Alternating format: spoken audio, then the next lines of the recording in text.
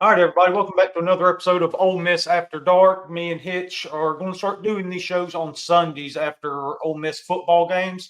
Kind of recap the Ole Miss game with you, go around the SEC, and then see if we have any hot takes from the weekend, anything that happened that we Full of are hot going takes, bro. Full of to. them. Yeah, Slam yeah, yeah, full of right. them. So But we're ain't we're none going of to them dive worth a into all shit. of That's the that. problem. Well, we don't know that, and you'll let it play out throughout the year. Might end up being right. You never know. Mm-hmm. So Keep well, let's go talking. ahead Keep and talking. I'll be right back. Keep talking. all right. We're gonna go ahead and jump into the Ole Miss game right now. Rebels with another dominating performance over Middle Tennessee State. Ole Miss ends up winning the game 52-3. It was what was that 31-3 at halftime.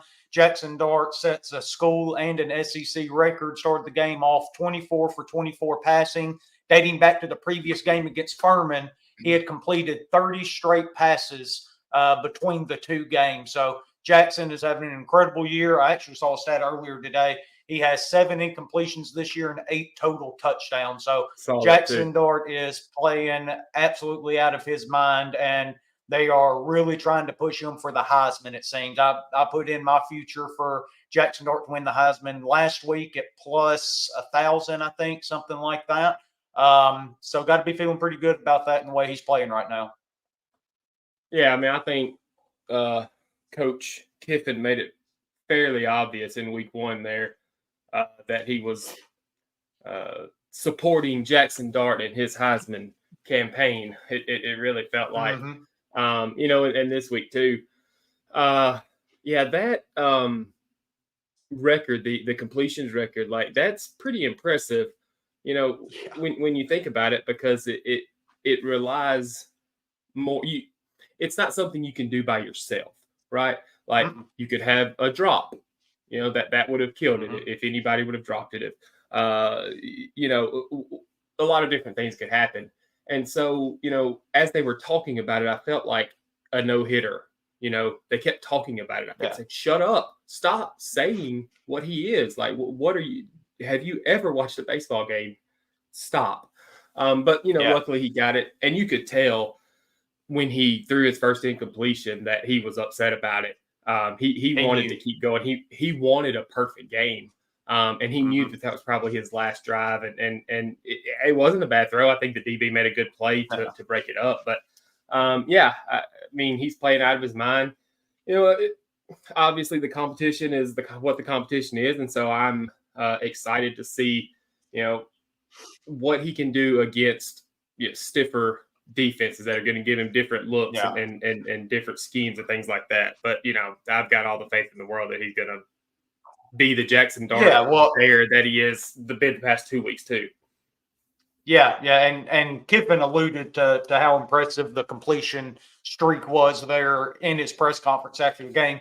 Pretty much saying the exact same thing you just did is it's not just on Jackson to complete those passes. You've got to keep him clean up front. You've got to pass block to give him the opportunity to get the ball out. And then the receivers not to have any drops during that time as well. He talked about it being hard to do on air just from a standpoint of, a drop pass kills it, just like you said. But to talk about the competition, though, you've got to be impressed with how Ole Miss is dominating this competition. I mean, you look around the league, Auburn drops a game at home against a Cal team that had no business beating them, you wouldn't think.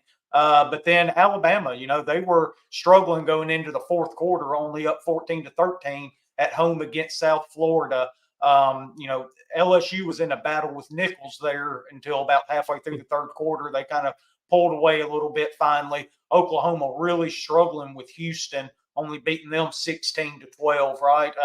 And then you have Notre Dame losing at home to Northern Illinois. You still have to play these games. You have to come out with the right mindset Yep. that, each and every day is a game in and of itself. And you've got to come out prepared and play your type of game. That way, those types of things like Northern Illinois upsetting you at home don't happen. And it's pretty clear that this Ole Miss team is pretty locked in and not going to let something like that derail their season. Yeah, man. Yesterday was a weird day, all Mm-hmm. around college football, right? Like it seemed.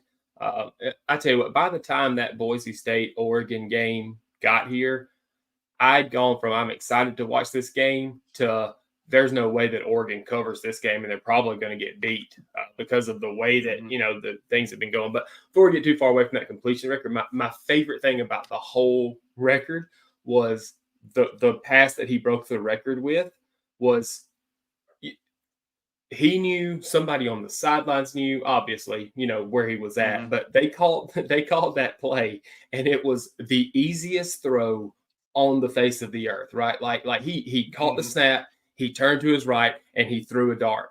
And so I just laughed out loud because I thought, of course, why wouldn't you call that a play like that to break the record, right? I mean, it makes so much sense. But yeah, that yesterday was weird all around. Like you said, that LSU Nichols, right? And Nichols put up 21 against LSU. A good call on Chad, our buddy Chad, right? He said yesterday, we were talking, I mean, not on here, but in text messages, Houston is the play. He called that one. And so, yeah, it was a weird day all around. But you're right. You got to play these games because you don't ever know the outcome. Hopefully we come out victorious, in these ones that we're supposed to win. But again, like you said, Ole Miss and the players are doing what they need to do in these type of games. They are absolutely dominating, and that's all they can do. They can only do what they need to do, and that's what they're doing. So yeah. So I went back and watched Lane Kiffin's press conference this morning. Just a couple things that stuck out to me during it. He talked about the number one offense. They had 8 drives yesterday against Middle Tennessee State, 7 touchdowns and 1 field goal with the number one team offense on the field. That's going out there and really taking care of business. He was asked about Bentley. Wasn't anything wrong with him. It's just when you have a guy in Henry Parrish that's averaging over 11 yards a carry, why are you going to pull him out, right? Parrish had the hot hand. I think he ended up with 165 yards and 4 touchdowns on the game on only 14 carries. So he had a really good game. He talked about how impressed he was with the interior offensive line. We're down 3 guys right there right now in those 3 spots, but they still played really well. You still have 258 rushing yards on the game being down those 3 guys and Scott and Warren and James there. He did say that there were 2 people we haven't seen yet this year due to injury that could potentially make their return next week at Wake Forest. Didn't mention those names, so I'm interested to see what comes out of that, who those players are. And then he put the fan base's mind at ease a little bit. Kiffin, notoriously doesn't speak about injuries, but he was asked about Walter Nolan after he didn't play again after he came out. And he said that was just his decision, wasn't a medical decision, anything like that. And told Ole Miss fans they could rest easy last night. That was just a coach's decision not to put him back out there, which, look, I totally get. It's a blowout. You got to protect your star players in these kinds of games because we're going to start playing some really important ones later on in the year, and Walter Nolan needs to be in the middle of that defense when those games come up. So let's just take a look at some of the stats from last night here. We talked about Jackson Dart. He goes 25 for 27 overall, 377 yards and a touchdown. Austin Simmons comes in, goes 2 for 4 with 20 yards. Let's see, Parrish, like I said, 165 yards and 4 touchdowns. Amos, 2 carries for 45 yards, bust that big one there at the end. I think it was a 42-yard of his 45 there on that last carry there of the game. Matt Jones had more of a role this week. Kiffin alluded to that a little bit last week. And he comes in 11 carries, 35 yards, and another touchdown. Bentley only gets 5 carries, 13 yards. But again, I think we're going to be fine right there. I don't think there's anything wrong with him. Again, just rode the hot hand with Parrish. Looking at the receiving numbers, Trey Harris led the team, 9 catches, 130 yards. Juice Wells with another good game, 6 catches, 78 yards, and a touchdown. Caden Lee, 4 catches, 64 yards, pre-scoring 3 for 48. Jordan Watkins makes his debut for the Rebels this year, 1 catch for 28 yards. That was a big one. And then Parrish, Aiden Williams, Drew Burnett, Wyatt Smalley, and Naril White are all on the ledger as well, even though White did not receive a reception. Those other guys had one catch, though. So overall, a really dominant performance by our offense once again. Yeah, and Nora White, that attempt to him, what a throw by Austin Simmons. Like he didn't catch it. I mean, but it was a pretty good throw. I think the DB made a pretty good play on it, but I just, for whatever reason, I remember that play because at the end you just said his name. Henry Parrish, 4 touchdowns, right, on the ground. You know, to me, the not most impressive and not even most surprising, but it jumps out to me is Trey Harris with 9 catches, right? Like, how do you let that guy get open 9 times? You know, I don't, whatever, but he and Juice Wells were all over the place yesterday. And it just, and I think that kind of goes back to what we've talked about during the offseason was Trey Harris is going to get those opportunities because you have Juice Wells, Jordan Watkins, Caden Lee, Caden Priest scoring, those kind of guys. And then you run the ball like we did yesterday on top of that. It just really opens things up. And that's what we talked about. That's how Trey Harris can have such a big year because you're going to have to start picking your poison at some point throughout the game. Yeah, and I mean, especially the way the defense is playing too, right? Like, I know again, it was Middle Tennessee State, having given up a touchdown, right? And man, you can tell that defense is wearing that almost as a badge of pride, as to they're really trying to not let people get into the end zone. You know, the play, the pick yesterday in the end zone. What a play by that kid. Saunders, is that who it was? Yeah, Saunders. And I mean, it just goes to show, I can't even remember what the score was at the time, but it was a blowout. But he's all out, you know, on a play to get a turnover in the end zone, you know, as MTSU's going in and likely probably going to score there. He goes all out, makes a play, and keeps him out of the end zone. So, you know, this defense still keeps playing at a high level, no matter who the opponent is. And I'm looking forward to see them match up against some of these other high-powered offenses to see how they fare. Yeah, and you were talking about the defense just then, just kind of looking at the numbers of what they were able to do. They held Middle Tennessee to a total of 28 rushing yards, 1.1 yard per rush. So really good job by the guys up front and the guys behind them as well. But we really controlled the line of scrimmage. That's going to be the calling card of this defense as we move forward this year, or those guys up front doing what they need to do. Kiffin did. What'd you say? How many rushing yards? How many did you say? 28. That's the total of 54 rushing yards given up by the defense this year. Yeah, right. I mean, you hadn't even hit triple digits yet. You're barely even halfway there right now. But yeah, 1.1 yard a rush.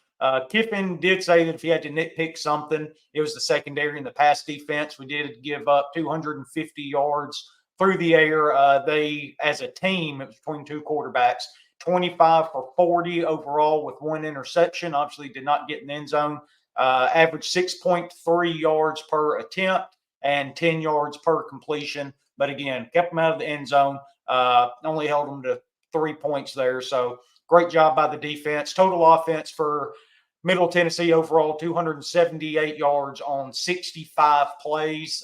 They had 1 fumble in which they lost, and then obviously the interception, like you talked about as well. And then defensively, from an individual standpoint, I want to say we had 2 sacks altogether. Yeah, Princely Umamayalin had 1 sack for -4 yards, and then Xavier Harris and Suntarine Perkins each had a half sack for -5 yards on that play as well. So really good job by those guys. Got after it a little bit. But those 2 numbers really aren't indicative of the way that they were getting after that quarterback, though. Yeah. I mean, and when Sam was on here last week too, he called out Vadiato, and he was impressive at times, right? Like he made some really good throws and some really good reads. And actually a few of them were called back, you know, for a holding penalty here or there. Some big plays that he made that would have kept it a little bit closer for a little bit longer. And so, you know, kudos for Sam for calling that quarterback out and being on the money because he was pretty good. But at the same time, he only went down twice, but it felt like he was running for his life a lot. Yeah. And you look at that it. just credits that front four, and those linebackers Mhm. getting after him. Yeah, yeah, and you look at it, we had 5 hits on the quarterback altogether. Savion Harris had 2 hits. Princely Uman had 2 hits on the quarterback, and then J.J. Pegues got after him as well and got a hit on the Yeah. quarterback. So He was to just your never point, comfortable. He was always always having running. to move, and Mhm. he couldn't just stand in the pocket and make a throw. But you could Yeah. see that if he did ever get that, he was, he could hurt us. And so kudos for slowing him down. Yeah, yeah, and Trey Washington, that was one of the players available to the media after the game last night as well. Watched his press conference this morning too. He alluded to the same thing you just said, Hitch, when asked how big of a difference Nolan and those guys up front make for the secondary, how much easier it makes them. And he said the same thing. It's not even so much that you get to him and sack him and bring him down. It's Hmm. that you keep him moving, you keep him running, you pressure him, you make an errant throw. Something that's a second off can turn into an interception, just like we had there. So he said the exact same thing about the defense and the defensive line, kind of raising havoc a little bit, keeping things off schedule for the offense, and that's what they're there to do. And they did a Yeah, real good that's a good job at word, that. right? That you used the right word there, because it doesn't necessarily show up on the stat sheet with Mhm. sacks or things like that, but it is a stat that people keep track of, and it's called havoc. Mhm. And the Ole Miss defense is, I haven't looked at the number, but the Ole Miss defense feels like they are wreaking havoc Yeah. on the offenses that they've played so far. Mhm. All right, so that's really all we've got from the Ole Miss game. Again, dominant performance. It's what we expected. But after everything that went on across the country, like it was a crazy week 2. It's good to see that they do take care of business like that. So let's go to around the SEC. Check out some of the scores. Some really interesting games. This one still stings me a little bit this morning. Hitch. Arkansas Yeah, you goes got to to tell me. Stillwater. And man, they had the Cowboys down all game long and end up falling in overtime, 39-38. Uh, but a really, really good game by Arkansas and the Razorbacks there. Kind of makes me feel Yeah. like they're better than what I thought they were going to be coming into this year. Yeah, I was on this under, right, and Mm-hmm. and and it was there, right, it was there, but these dudes scored 28 points in the last 9 minutes of the game to bust that under. Mm-hmm. Um, yeah, hey, Taylon Green, he can play. Look, I watched him Okay. at State last year. I knew that he would be okay, and I know that Oklahoma State scored 39 points, but the Arkansas defense played good at times yesterday, and they they bent but didn't break, made Oklahoma State kick some field goals, and of course Oklahoma Mm-hmm. State's quarterback isn't a world beater, but their running back is, and I'll have to look and see what he ended up with, but Ollie Gordon did I've got not set for the world on fire yesterday. Yeah, I've got that for you right here. Ollie Gordon, 17 carries for only 49 yards. He Yeah, did find the end zone once, but yeah, 17 carries, 49 yards. They did a really good job bottling him up when they finally did start giving him the ball. Me and you were kind of texting a little bit back and forth during that game yesterday morning, and Mike Gundy just decided he wasn't going to run Ollie Gordon in that first quarter. What was it? it, 2 it, carries, I it's think, in the first quarter? yeah, it's like he outthought himself, right? Yeah. It's like Mm-hmm. he was like, oh, Arkansas is expecting this, so we're gonna, Mm-hmm. instead of just saying, well, he's the best running back in the country. I don't care if they expect it or not. Here you go. Here you go. Yeah. Uh-huh. It's one thing we talked about on our gambling show last week. It seems like Mike Gundy's always going to find a way to try to screw up a game like that at home. And he did Mm-hmm. his damnedest to do it on Saturday, but they come back, get the win. I thought it was a really good showing for Arkansas, though. My mind is starting to change a little bit with the Razorbacks.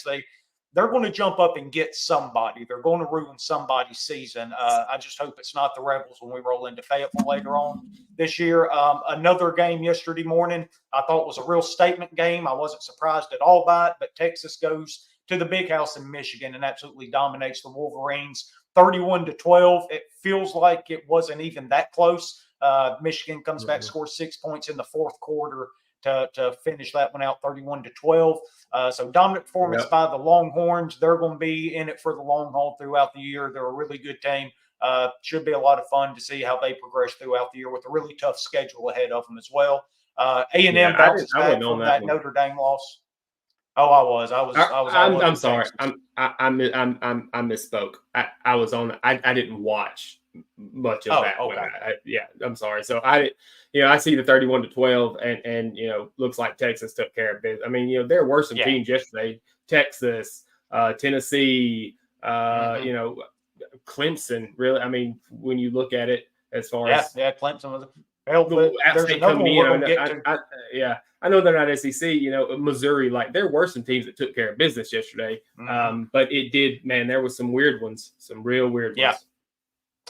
A&M bounces back, beats McNeese State at home 52-10 there. Not much to take away from that. Georgia does exactly what you're supposed to do, kind of like we talked about with Ole Miss and Middle Tennessee. They were at home and they dismantled Tennessee Tech 48-3. Looks like Tennessee Tech gets a field goal there in the fourth quarter to avoid the shutout.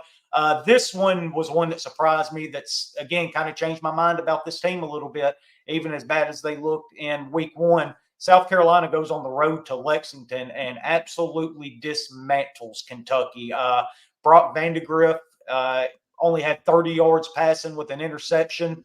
And let's see, their running back, 17 carries, 70 yards. Lenore Sellers, though, played a really good game. The stats don't jump off the page at you, only 159 yards, 2 touchdowns, and a pick. But I thought he played a really sound game, especially for a freshman. He's getting his feet wet. That's going to be a good player in this league. Rocket Sanders, 13 carries, 54 yards, and a touchdown. Is your mind changing a little bit on South Carolina? Well, it's about no, I don't know actually, right? Because I don't either. I was kind of high on them going into the game against Old Dominion, right? And it Mm-hmm. was, I mean, this doesn't matter, but I mean the spread was like 20-21, and I thought playing at home first game, Lenore Sellers, Rocket Sanders, man, both healthy. Here we go. And kind of laid an egg against Old Dominion. And then they come out this week, go to Kentucky, and just 3 for 10 for 30 yards. Kentucky didn't even get off the bus, I would guess. 17 carries was the leading rusher. So you had 10 Mm-hmm. passes from your leading quarterback and 17 carries. Like, how many plays did they run? They couldn't have run. Couldn't have been very many, could it? No. Yeah, That's and then crazy. probably the biggest indication of what happened with Kentucky, their leading receiver had 2 catches for 3 yards here. Fred Ferrier the second. As an offense, you've got to find a way to get Barry and Brown the football, right? I mean, he is an absolute game changer on the outside. Can't imagine he was too happy after that game if their leading receiver here only had 2 catches for 3 yards. But South Carolina came out, really punched them in the mouth. Really good win for Yeah. for the Gamecocks, and that's a game that, as y'all know, me and Hitch have talked about a whole lot. We're going to go to Columbia here in a few weeks, and that's going to be a tough one. We actually have Kentucky at home right before it, so I was gonna say, kind of, it's almost a wash, right? Like I feel better uh-huh. about Kentucky coming to Oxford, but now I don't Mm-hmm. feel so good, or not that I Now ever South felt Carolina. good. But Mm-hmm. after watching that game last week, you go, oh, well, maybe I was wrong about South Carolina, or not wrong, but maybe I maybe it won't be that tough going up there, or maybe they're Mm-hmm. not as good as I think they are, and this just brings that anxiety Right demon back. back in, and yeah, right, and Yeah. it's just like, oh, maybe they were just kidding against Old Dominion. Mm-hmm. I don't know. Yeah. So another game in the league and an upset, I would think. Certainly, according to Vegas, it was an upset. California travels cross country to Auburn, Alabama, and takes down the Tigers 21-14. This is another one where I didn't watch any of this game, I don't think, but I can look at the box score and tell you what went wrong. Peyton Thorne, 165 yards, 1 touchdown, 4 interceptions. But then Peyton Thorne's also your leading rusher on top of that with 15 carries for 43 yards. And then your running back leads your team in receiving with 3 catches for 11 yards. Looked like just a complete disaster offensively for Hugh Freeze and the Tigers. And look, this is what Ole Miss fans keep trying to tell Auburn fans, that they think it's going to be different in Auburn. But again, Hugh Freeze is always going to lay an egg somewhere in the season, and this time it just happened to be against a Mm-hmm. now ACC team, so a power team traveling cross country at home. Can't imagine they're too thrilled with that. I wanted this money line so bad, and I was Mm-hmm. so uh chicken shit to take it. I mean, I was this close to taking it, but I should have and I didn't. But yeah, you're right. This box score is puzzling. It's weird, isn't it? The So first thing that weird. puzzles me is that your quarterback has 4 interceptions, and then there's not another name, right? Yeah. There should be at least one more name there. I don't know. Uh-huh. But yeah, it's wild. Yeah, not much to say about this one except for Uh-huh. I don't understand it. And you know what? Here's something else. I'm glad they got beat. Oh yeah, me too. Absolutely. And hope they get beat a whole lot more as the year goes on. We don't have Auburn on the schedule, so they can suck and it won't hurt us at all. So totally fine with that. Already talked about Ole Miss winning 52-3 at home against Middle Tennessee. Missouri welcomed Buffalo into Columbia, Missouri. Handled their business, 38-0 shutout there for the Mizzou Tigers. They're looking good so far this year.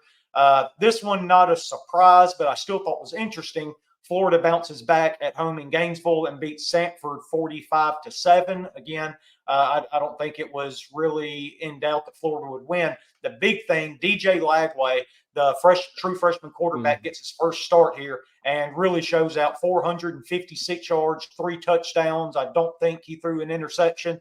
The future may be now in Gainesville with Billy Napier and DJ Lagway. I think you're going to have to turn it over to him and just see what you got in him. Oh yeah, for sure. Let's see. Hey, next week you got A&M coming to town. I mean, Okay. or wait, yeah, next week they don't have a bye. So I mean, yeah, throw him out there. I Yeah, agree with that's you right. because it's not Graham Mertz or whatever. Mm-hmm. You had this kid come out and show out against Samford. I mean, it's almost kind of a nice scenario for Billy Napier if you're looking at the silver lining, right? You Mm-hmm. had Miami come in and just kind of beat you down a little bit the next week. That gives you an excuse to make a change at quarterback, but you don't have to turn around and start your quarterback against Texas A&M or a Miami or anybody like that. You have Samford coming to town. You can Mm-hmm. settle him in there and then hopefully get him ready to start the next week against Texas A&M. I mean, I don't know anything about the kid or how good he's going to be, but you got to think that's probably Billy Napier's thought process. Yeah, and he got this start because they ruled Graham Mertz out due to a concussion. I think back on Thursday of last week, something like that. They announced Lagway would be the guy. Former number 1 overall quarterback in last year's class, if I'm not mistaken. So a really high pedigree. But with concussions, they can get weird. And as you said, Napier can still use that as an excuse without demoting Mertz. Say, well, he's Mm-hmm. not quite ready yet from the concussion. We're going to Just see run what he looks like Lagway against back out A&M. there again. Exactly. Yeah, give him the Exactly. first half. I mean, not the first, because if you're still using the concussion thing, right, you have to Yeah. the whole You game. have to let But him play. yeah, But I still think I but do that. yeah, 100%. Mm-hmm. So it'll be interesting to see what they do next week. I look forward to getting an announcement one way or another from Florida of who they're going to start at quarterback there against the Aggies. This was a weird one for a while, Hitch, and then Bama came back and tried to cover there late in the fourth, but it was too little too late. But they were in an absolute dogfight for the second straight year with Mm-hmm. the Bulls from South Florida, this time in Tuscaloosa. Like I said, it was 14-13 Alabama going into the fourth quarter. They end up outscoring them 28-3 in the fourth to take this one 42-16. I have no, kind of hot takes or anything with this one. I think Alabama's going to be just fine. They were sleepwalking. Something got their attention in the fourth quarter. They woke up and did what they were supposed to do. So, Yeah. they're going to keep Well, trucking on. and looking at the box score, I mean, South Alabama looks like they probably had a pretty good game plan of we're not going to let Milroe beat us with his feet, right? 12 Mm-hmm. carries for 2 yards. Did have 2 Mm-hmm. touchdowns, but I'm sure those were on the goal line if I had to guess. Mm-hmm. 17 for 27, 199. So South Florida's probably said we're not going to let Milroe beat us, and obviously in the fourth quarter somebody did beat them. But they ran it down their throat. Jamarian Miller, I believe, was the guy that 140 really ate him yards, up in the fourth. Yeah, 15 so. for 140. All right, now we will move on to the SEC dark horse team of the year so far. The Vanderbilt Commodores welcomed Alcorn State into Nashville, win 55-0. Our man Diego Pavia didn't put up huge numbers, but still didn't screw anything up. Kept the car between the lines and let the athletes do their thing. They win 55-0 there. Interested to see what happens with Vanderbilt going forward this year. And then over in Charlotte, North Carolina, Tennessee is emerging as a real playoff threat here. They play NC State and win 51-10. What did you see in that game, Hitch? Were you able to watch it? I didn't watch it. I was too busy watching, one of the other dumb games that I probably had money on. But to me, when I look at the score and it's 51-10, it doesn't really matter what happened in the game necessarily. Like I know that Tennessee is good, right? They went on the road, and I'm going to say hostile environment. I've obviously never been there, but I have heard, the announcers and stuff say that North Carolina State can, fill up a stadium and be loud. And so they went and took care of business. They beat the dog out of, the number 24 team in the country. So I think, what else is there to say, right? Yeah, I did get to watch this game. It was actually a neutral site game, even though it was in Charlotte, North Carolina. Okay. I don't know how close that is to NC State's campus. I would imagine they were still able to that it's closer than Knoxville, though. But it was technically a neutral site game. But Tennessee lined up and just out physical them all game long. That was one thing I was interested in with Tennessee coming into the year. I think I had them at 9-3. Now, if you made me guess, I'd say I'm probably shortchanging them a little bit. They look every bit of a 11-1, 10-2 type team, that can make a playoff run here. Nico at quarterback, 211 yards, 2 touchdowns, did throw 2 picks. But again, they just lined up and out physical them. Dylan Sampson, the running back, 20 carries, 132 yards, 2 touchdowns. This one was basically over from the jump, even though it was only 7-0 after the first quarter. You could see that Tennessee was about to dominate this game up front, and that's what they did on both sides of the ball, and ended up taking this one at 51-10. Moving on, LSU really struggled there for a little bit into the third quarter with Nicholls State, but they ended up coming out on top, 44-21 there in Death Valley. Here's one that we kind of touched on briefly earlier. Oklahoma really struggled with Houston, and I don't think Houston's a particularly good team, but Oklahoma really had a tough time moving the ball and putting points up on the scoreboard here. And they only win 16-12. I don't know that Houston is a good team. They're not a bad team. They struggled in week 1 versus UNLV. But I kind of had a feeling that they would bounce back. They've got a good coach, right? Willie Fritz comes over from Tulane. They have a quarterback that has been there for a few years. He had a very good game. He had 24 for 28, 250 yards and a touchdown. And I think he runs it well too, or he can. And again, this just looks like one of those games where Oklahoma might have been sleeping. And Houston had a really good game, and it wasn't like the Alabama game or the LSU game where they put their foot down and kind of pulled away from them. This one was close all the way until the end there. I think Oklahoma got a safety in the fourth that made it 16-2. They made it a 2-position, or not a 2-position game, but more than a field goal game. And this was a weird one. Makes me question Oklahoma a little bit more. Like, I had a bunch of questions anyway, and now I'm just like, really? Yeah. I think I had them going 6-6 this year. I haven't seen anything so far in the early going that makes me think that I'm off on my prediction there, because their SEC slate is an absolute gauntlet, right? Really going to be some tough sledding when they get into league play. So we'll kind of keep an eye on them, see how they progress throughout the year as it goes on. And then the last game of the night, I quit watching this one at halftime, finally packed it up and went to bed. Woke up this morning and saw that it was a lot closer than I thought it was going to be. It needed to be 1 point closer, but didn't quite get there. Mississippi State goes on the road and loses 30-23. They were down 27-3 at halftime. really battled back, though, apparently in the second half. Chapin has another good game, 268 yards, 2 touchdowns. Like I said, didn't get to see the second half of this game. Looks like Levy kind of got in the locker room and got after their ass a little bit and found a way to motivate them. And looks like they kept fighting throughout the second half. So I guess kudos to them for that, at least. Yeah, I didn't watch any of this one either.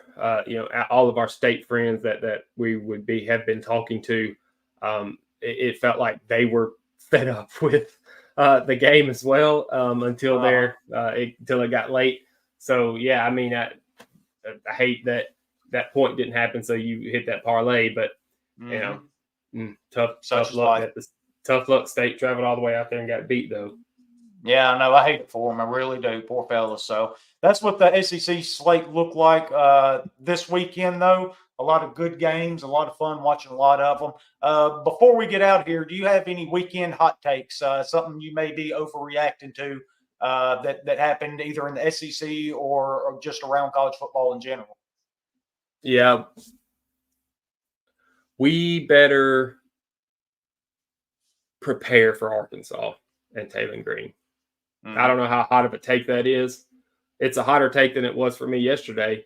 That's right. But that's what I thought about watching that Arkansas game yesterday was, oh man, I hate these guys and I hate playing them. Yeah. And they're better than I thought that they were. So yeah, mine would be number one, if Notre Dame goes 11-1 with their only loss against Northern Illinois, they still shouldn't be in the playoffs. You can't lose that game at home no matter what you do the rest of the year and still be included in the playoffs, especially when you're not even a member of a conference. You're an independent.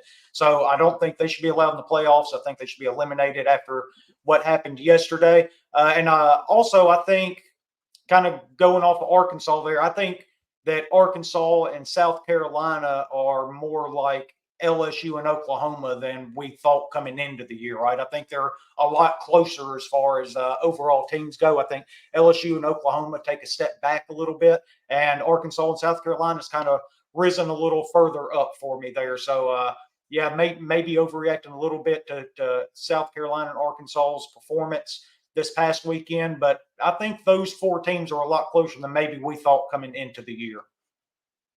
Yeah, I think you're right. And going back to the Notre Dame thing, I think you're probably right about that. I hate that. No, I don't hate that that view, but like, I don't like discounting somebody this early in the season. But when you go look at Notre Dame's schedule, I mean, it's not good. who are they going to make that up against? Purdue, Miami of Ohio, Louisville, Stanford, maybe Georgia Tech. Hey, that's also another hot take, right? Georgia Tech. I mean, Florida State really sucks. Yes, they do. Is the hot take you take? And then Navy, Notre Dame's got Florida State, right? Virginia, Army, and then at the end of the year they have USC. Yeah, USC game every year. I mean, basically you have Louisville and maybe USC. Yeah, really. That's it that you would have to make up, and I don't know that that's enough to make up losing to Northern Illinois the second game of the year. Yeah, so I mean you're right. I think you have to take unless everything else falls apart and everybody else has a bad loss. Right, that's but right now that's not the case, and I don't think that'll happen. Yeah, and more than likely Notre Dame will be officially eliminated when they do lose another game, because I still don't think that they can navigate that schedule without dropping another one. Louisville's going to be tough. USC could potentially be tough. Right now, Notre Dame is the biggest Texas A&M fans on the planet. They want the Aggies to go on some kind of run to make that opening weekend win look as good as possible. So, but hey, yeah, that's another one. That's another take though. That maybe Texas A&M isn't a 9-win team, right? Like, that over 8.5 may have been overshooting it a little bit, but who knows, right? Like you have Oregon and Boise State, right? That game, Boise State, another hot take, right? I think that depending on who it is, but if it is Boise State, maybe one other team, I think that the number 5 seed could be in real trouble, right? against a team like that come playoff time, because that's who's going to get it. I mean, I think would be the 5 team. Boise State is very good. That offense and that running back is legitimately good, and that's another thought of, man, I don't Watch know. out.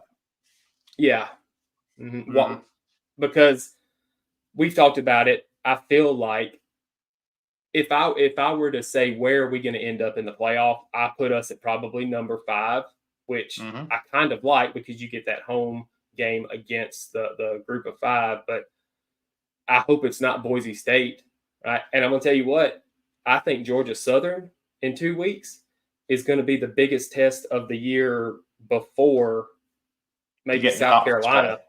Maybe before South Carolina, the way that Kentucky played yesterday, right? Yeah, could be. Georgia Southern can play. I've watched them play a couple of times. They're going to be difficult. We've got to be ready for them. So a lot of hot takes, but probably nothing new. Yeah. Luckily, that Georgia Southern game is in Oxford instead of Statesboro, though. So I think we'll be able to hang out. Thank God, right? So you can't go. You might well don't even try to go to Statesboro. I mean, they won't even let you in. Don't even get on the bus. Don't even get on the bus.